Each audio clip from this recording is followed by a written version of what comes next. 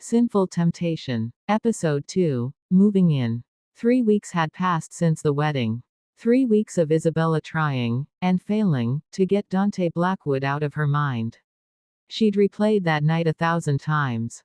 His whispered threats. His intense stare. The way his finger had traced down her arm, leaving fire in its wake. The promise in his voice when he said he would ruin her. She'd been waiting for him to make good on that promise. Instead, she'd gotten radio silence. No calls. No texts. Nothing. It was driving her crazy. Now, standing in front of the Blackwood mansion with 2 suitcases and a condemned apartment behind her, Isabella realized the universe had a twisted sense of humor. Her building had been evacuated due to structural damage. Emergency. No warning. And her mother had immediately insisted she move into the mansion. Just temporarily, darling, Elena had said over the phone. Until you find a new place. There's plenty of room. Plenty of room. And Dante lived there too. Isabella stared up at the massive estate, all marble columns and enormous windows that probably cost more than her college tuition. This was a mistake. She should find a hotel, crash with friends, sleep in her car if necessary. Anything but this. Are you going to stand there all day, or are you coming in? Dante's deep voice came from above. Isabella looked up to find him leaning against the second-floor balcony railing, looking down at her with those penetrating gray eyes. He was dressed in black workout clothes that clung to every muscle of his powerful body. His hair was damp with sweat, his chest rising and falling from exertion.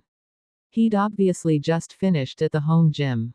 God, he was beautiful. Unfairly, devastatingly beautiful. I didn't know you'd be here, Isabella called up, her voice steadier than she felt.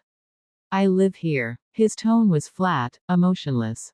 Like she was a stranger and not the woman he'd promised to ruin 3 weeks ago. Fine. 2 could play that game. Isabella grabbed her suitcases and walked through the front door like she owned the place. The interior was even more impressive, sweeping staircases, crystal chandeliers, art that belonged in museums.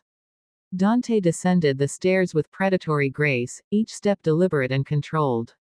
When he reached the bottom, he didn't maintain a polite distance. He moved into her space, close enough that she could smell him, masculine sweat mixed with something darker, more intoxicating. Let me make the rules clear, he said, his voice low and dangerous.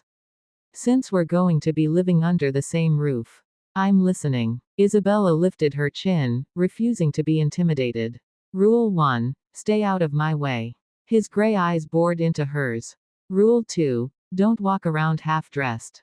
Rule 3. Don't bring men here. Isabella's temper flared. Excuse me. You don't get to tell me what to do. My house, my rules.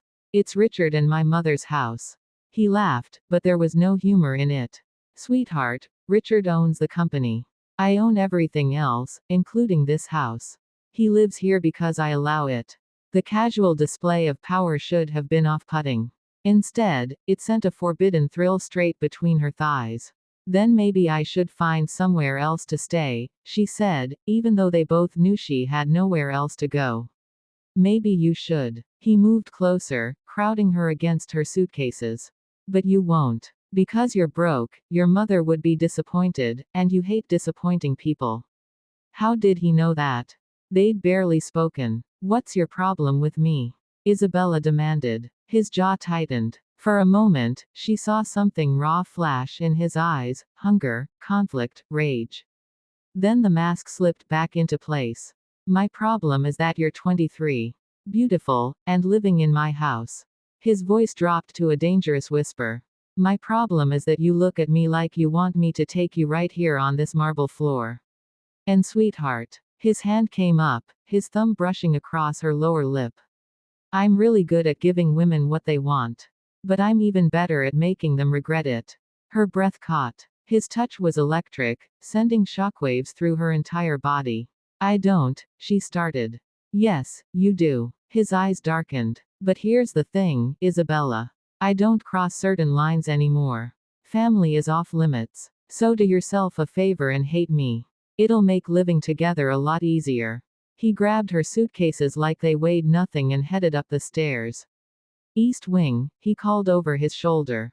Not the West Wing. That's my space. You don't go there. Ever. Then he was gone, leaving Isabella trembling with anger and unfulfilled desire. 2 days later, midnight. Isabella couldn't sleep. Again. It was past 2 in the morning, and she'd been tossing and turning for hours, hyper-aware that Dante was somewhere in this massive house. She'd heard him leave around 10, probably to meet some woman. The thought made her irrationally jealous. She threw off the covers and decided to raid the kitchen. Maybe wine would help. Or whiskey. Definitely alcohol. The house was dark and silent as she padded downstairs in her sleep clothes, a thin tank top and tiny shorts that barely covered anything. She'd forgotten Dante's stupid rule about not walking around half-dressed. Not that she cared. The kitchen was a chef's dream. Isabella was reaching for a wine glass when the lights suddenly flicked on. Breaking rule 2 already. She spun around to find Dante leaning against the doorframe, still fully dressed in the dark jeans and leather jacket he'd left in. His hair was messy, his eyes dark and hungry. He was looking at her like he wanted to devour her whole. "I thought you were out," she said, hating how breathless she sounded. "I was. Came back early." His gaze traveled slowly down her body, lingering on her chest where her peaks were clearly visible through the thin fabric. Lower, to her bare legs, the curve of her hips. "Christ, Isabella. Are you trying to make this impossible?" "I'm trying to get some wine." She turned back to the cabinet, hyper-aware of his eyes on her backside. "Unless that's against your precious rules too." She heard him move, felt the heat of him behind her.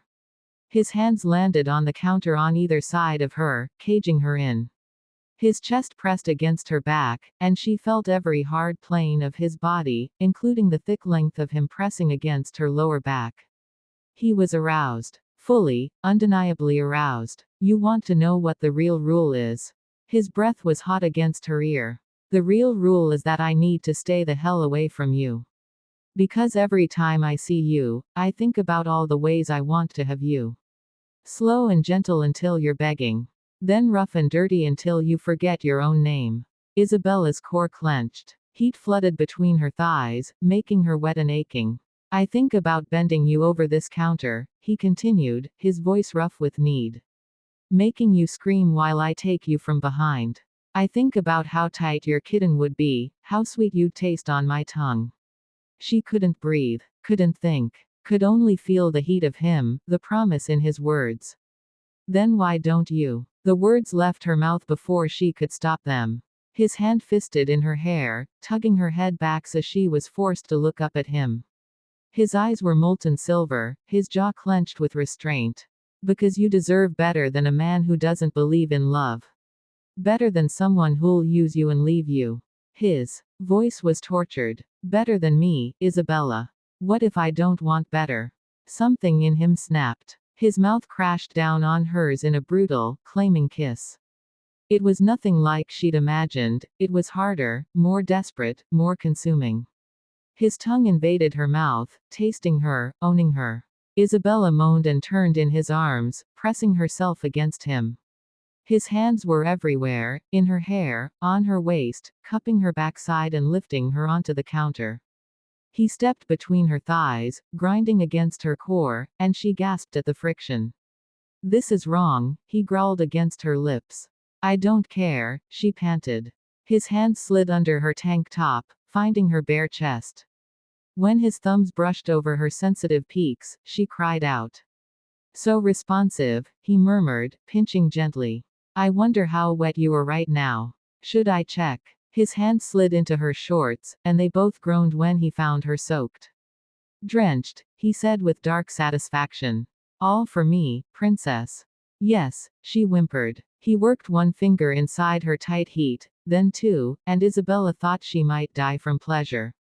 His thumb found her sensitive butt and circled, building her higher and higher. "That's it, baby. Let go for me." She shattered with a cry, her body convulsing around his fingers. He worked her through it, drawing out every wave. Before she could catch her breath, he withdrew his hand and stepped back, putting distance between them.